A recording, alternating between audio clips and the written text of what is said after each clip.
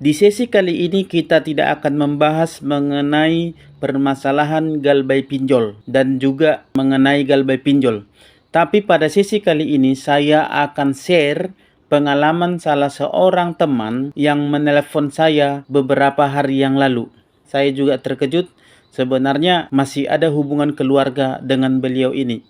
Tapi saya sengaja meminta izin kepada beliau untuk nge-share ya, untuk menceritakan kembali pengalaman beliau ini ketika dia mengalami gagal bayar pinjol atau galbay pinjol. Tujuan saya menceritakan ini adalah untuk memotivasi kalian supaya kalian bisa segera bangkit dari jeratan pinjol. Supaya kalian juga tahu cara menjalani atau melewati fase-fase tersulit dalam menghadapi gagal bayar pinjol. Terlebih lagi supaya kalian tidak tertipu dengan orang-orang yang biasa memanfaatkan kesusahan atau kebingungan kalian dan kondisi kalian untuk mengambil keuntungan bagi mereka. Sebab ada begitu banyak penipu-penipu yang berkeliaran di internet, di sosial media, Instagram, Facebook, dan lain sebagainya, bahkan di YouTube, yang akan menawarkan jasa-jasa yang seolah-olah mau menolong kalian, tapi sebenarnya mereka hanya mau memanfaatkan kondisi dan keadaan kalian yang sedang bingung supaya mereka dapat keuntungan darinya. Termasuk joki pinjol, jasa backup data, jasa hapus data, jasa pelunasan hutang, dan lain sebagainya. Jadi teman-teman dengarkan ini dengan baik karena ini adalah real pengalaman dari salah seorang yang sebenarnya masih ada hubungan keluarga dengan saya. Selama ini dia sudah tahu sebenarnya bahwa saya membuat konten-konten yang berisikan tentang pinjol. Tapi dia mau bertanya langsung, dia malu. Setelah dia banyak menonton video saya dan dia pun bisa menjalani masa gagal bayarnya dengan baik, lalu akhirnya dia memberanikan diri untuk menelpon saya dan mengucapkan terima kasih, dan pada saat itulah dia bercerita akan hal ini. Saya juga kaget. Ternyata ada salah seorang keluarga yang dekat dengan saya yang menonton video-video saya dan itu bermanfaat baginya. Saya merasa sangat bersyukur sekali. Jadi kalian perhatikan ceritanya ya.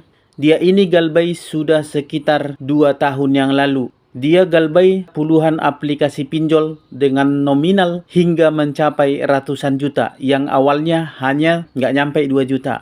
Tapi sebelum kita lanjut ke pembahasan kita, saya mau mengundang teman-teman untuk join ke grup Facebook P3N, yaitu Grup Persatuan Pemberantas Pinjol Nusantara. Ini merupakan grup Facebook untuk kita saling berbagi info, saling sharing, saling menguatkan, dan saling berbagi pengalaman antara sesama anggota grup. Supaya melalui grup ini mental Anda semakin dikuatkan dan Anda semakin mantap untuk tetap galbay. Supaya kalian bisa saling support dan saling menguatkan di grup ini nantinya. Dan juga rencananya nanti kita akan adakan berbagi rezeki lewat kuis atau undian di grup Facebook P3N ini. Rezeki dari kita, oleh kita, dan untuk kita. Mudah-mudahan lewat grup ini nanti akan banyak yang terbantu ya teman-teman. Silahkan join lewat link yang ada di kolom deskripsi video ini. Atau lewat link yang ada di bio akun YouTube Maro Channel ini. Atau saya juga sematkan nanti di kolom komentar. Anda bisa masuk di sana lewat link yang saya sematkan di kolom komentar video ini. Dan mohon maaf bagi kalian joki pinjol, jasa hapus data, jasa backup data, dan bentuk penipuan lainnya, saya peringatkan dilarang keras bagi kalian untuk masuk ke grup ini. Kalian yang masuk ke grup ini saya akan langsung blokir, saya akan langsung keluarkan kalian dari grup ini. Karena kami tidak butuh orang-orang seperti Anda yang hanya menambah kesusahan bagi mereka yang sedang galbay. Baik, kita lanjut. Selamat berjumpa kembali dengan saya Maro di Maro Channel.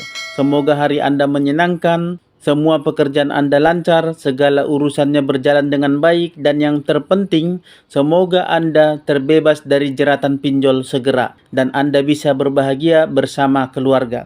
Baik, kita lanjut cerita pengalaman dari salah seorang teman yang masih ada hubungan saudara dengan saya, yaitu teman yang menonton video-video saya selama ini. Saya tidak tahu kalau beliau menonton.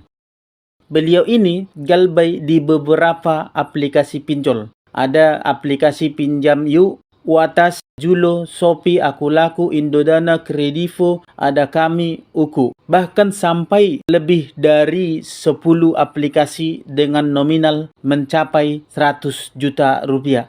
Apa yang teman-teman alami sekarang ini sudah dia alami sekitar 2 tahun yang lalu. Dia terjebak di puluhan aplikasi pinjol dengan nominal hampir 100 juta. Itu belum termasuk hutang kartu kredit, hutang ke teman-teman, hutang ke saudara, hutang ke keluarga, dan hutang ke bank.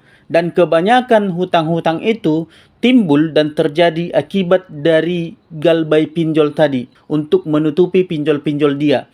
Sehingga dia sampai banyak hutang sana-sini dan juga menjual aset-aset dia yang tadinya sudah ada. Ya mungkin sudah sedikit lumayan lah untuk seukuran orang menengah ke bawah. Setelah dia mengalami itu semua, dia mulai makan gak enak, tidur gak nyenyak, keluarga berantakan, dan pekerjaan pun jadi tidak karu-karuan karena pikiran dia selalu dipenuhi dengan permasalahan-permasalahan pinjol, tagihan-tagihan, teroran para debt collector, ketakutan akan ketemu orang, ketakutan akan didatangi, dan semua sudah dia alami selama sekitar 2 tahun yang lalu. Dia merasa kalau hidupnya pada saat itu berada di titik yang paling terendah.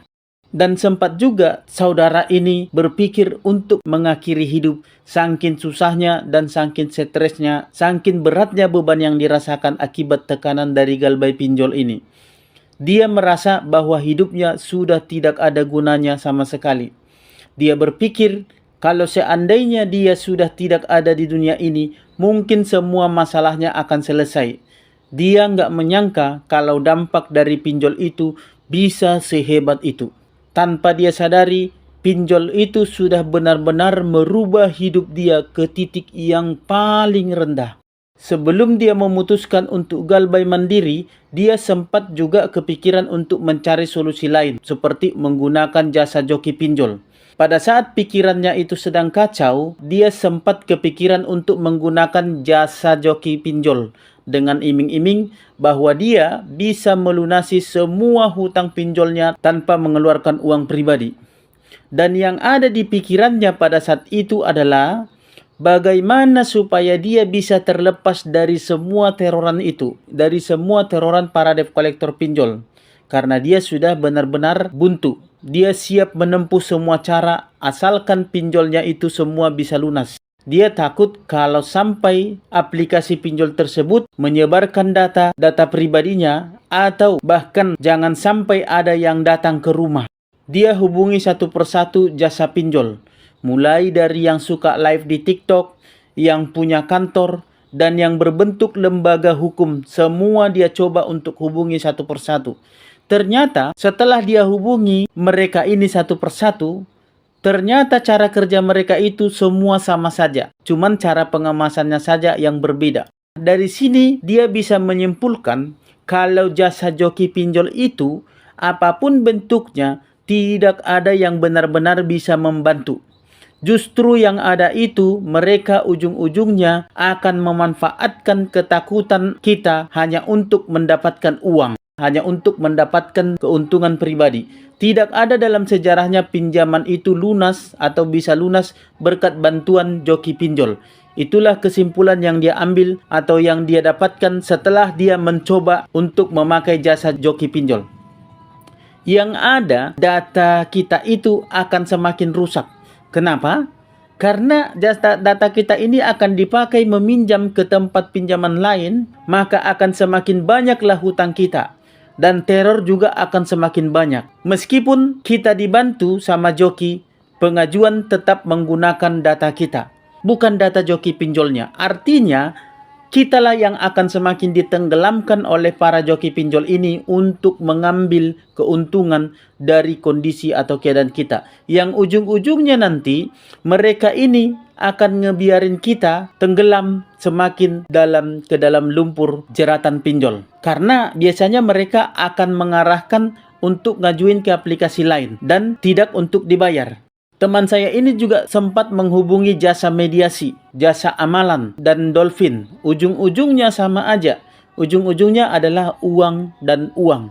Intinya itu adalah Mereka hanya mau memanfaatkan situasi dan kondisi teman saya ini demi untuk mendapatkan keuntungan untuk diri mereka sendiri dengan cara seolah-olah menawarkan solusi untuk masalah, padahal sebenarnya mereka mau menambah masalah kepada teman saya ini dengan cara memanfaatkan kondisi dan keadaan teman ini.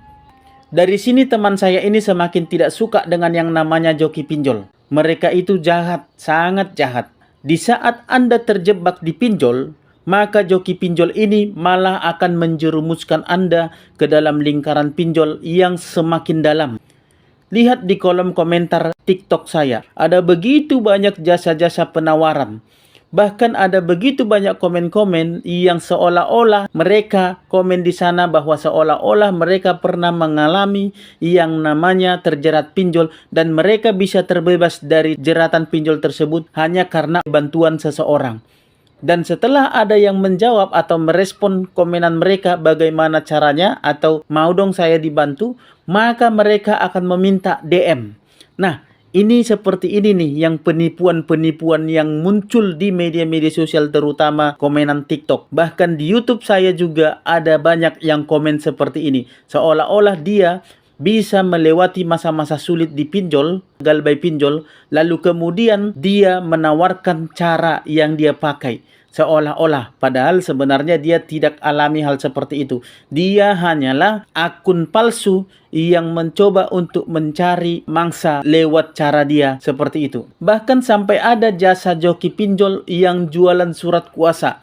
Bayangkan, dia jualan surat kuasa seolah-olah dia mampu memberikan perintah bahwa hutang Anda sudah lunas. Padahal surat kuasa itu enggak ada gunanya sama sekali. Jadi Anda bayar seolah-olah itu dari lembaga resmi yang mengatakan bahwa hutang Anda sudah terselesaikan dan hutang Anda sudah lunas. Dan ternyata itu hanyalah tipuan dan trik mereka demi untuk mendapatkan keuntungan dari Anda. Ternyata mereka sekejam itu. Sebelumnya saya juga sudah pernah singgung mengenai hal ini. Dan sudah ada di beberapa video saya sebelumnya mengenai hal ini. Bayangkan, sungguh tega mereka memanfaatkan orang-orang yang sedang kesusahan dengan cara menakut-nakuti, dengan cara seolah-olah mereka memberikan keuntungan atau memberikan solusi untuk masalah-masalah yang sedang dihadapi oleh orang-orang yang galbay. Dan ini Anda harus hati-hati sekali ya teman-teman.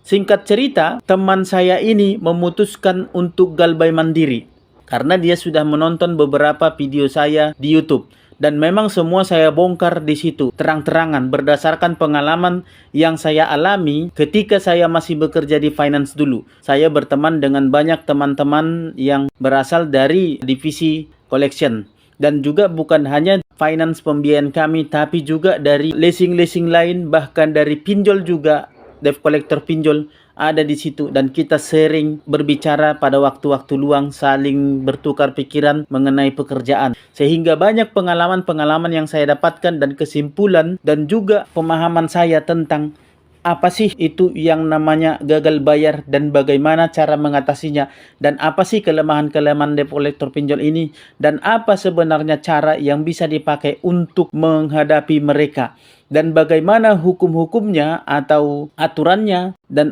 cara mainnya di dalam gagal bayar ini. Itulah yang saya dapatkan selama ini dan inilah yang berusaha saya bagikan untuk teman-teman.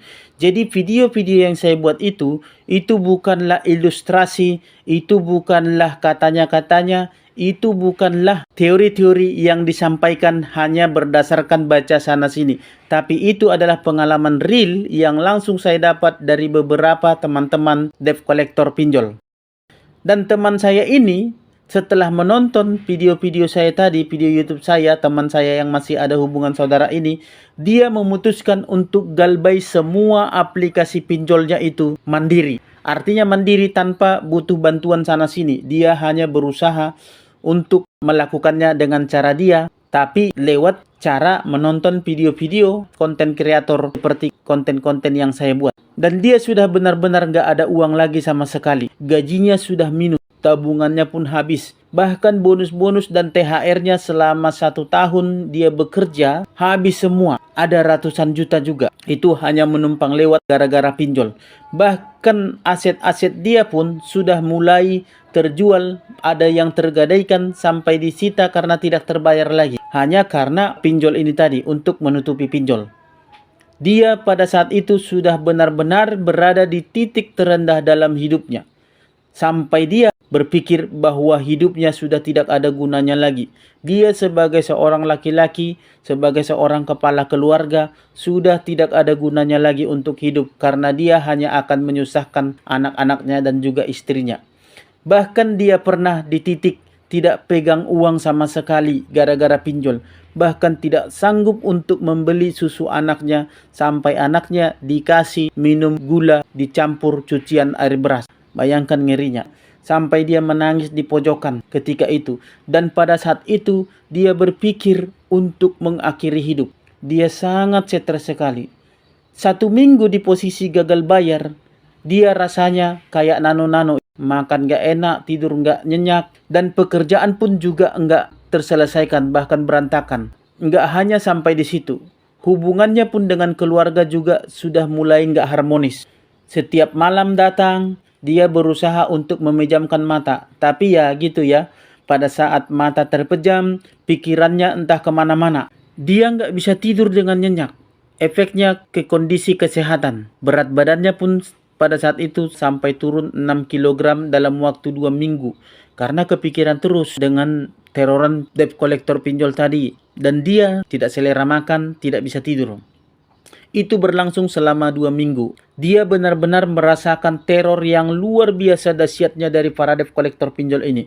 Mulai dari sebar data, ke kontak-kontak di HP, di WA. Bahkan harga dirinya pun sudah tidak ada lagi di rumah, di keluarga, bahkan di kantor pun. Bahkan kejamnya lagi, para debt collector pinjol ini membuatkan satu grup donasi di WA. Seolah-olah grup ini adalah grup donasi yang menolong kawan ini supaya bisa mampu membayar hutangnya. Dan yang dimasukkan ke grup-grup itu adalah orang-orang yang ada di kontak handphone kawan ini. Ya tujuannya intinya mempermalukan lah. Mari kita bantu teman Anda ini ya. Tolong bantu teman Anda ini. Karena dia sudah tidak mampu lagi bayar hutang ini segala macam. Pokoknya tujuannya untuk mempermalukan lah. Jadi itulah yang dibuat oleh para debt collector pinjol ini. Kemudian tidak sampai di situ. Para debt collector pinjol ini juga menyebar datanya ke media sosial. Data pribadi kawan ini ya.